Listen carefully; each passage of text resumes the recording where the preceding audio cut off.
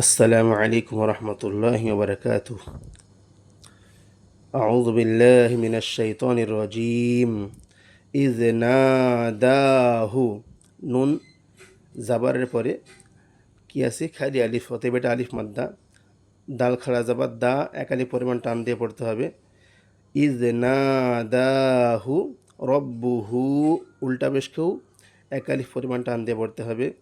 বিল ওয়াদিল মুকদ্দাসি তুওয়া, আয়াতের শেষে দু জাবার থাকলে এক জাবার বাদ দিয়ে বাকি এক জাবারকে এক আলিফ পরিমাণ টান দিয়ে পড়তে হবে। ইযহাব, এখানে বাটা কলকলার অক্ষর। ইয, জালটা অতি নরম, দাঁতের আগা ও জিভের আগা দিয়ে উচ্চারণ করতে হবে। ইযহাব ইলা ফিরআউনা ইন্নাহু তাগা, ইন্নাটা অজীব গুন্না, তগ আয়াতের শেষে খাড়া জাবার টান দিয়ে পড়তে হয়। ফাকুল হাল্লাকা ইলা আন তাযাক্কা, ইলা, এখানে হরফে মাদের পরে হামজা দ্বিতীয় শব্দ আছে, যার জন্যে এ মাদ হলো মাদ্দে মুনফাসিল, এর টান হবে আড়াই আলিফ।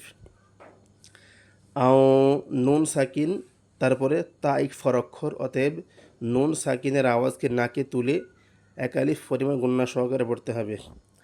وأهديك إلى ربك فتخشى فأراه الآية الكبرى فكذب وعصى وعصى ثم, এটা ওয়াজিব গুন্না, মিম তাসদিদ তার আগের অক্ষর হারাকাত আছে।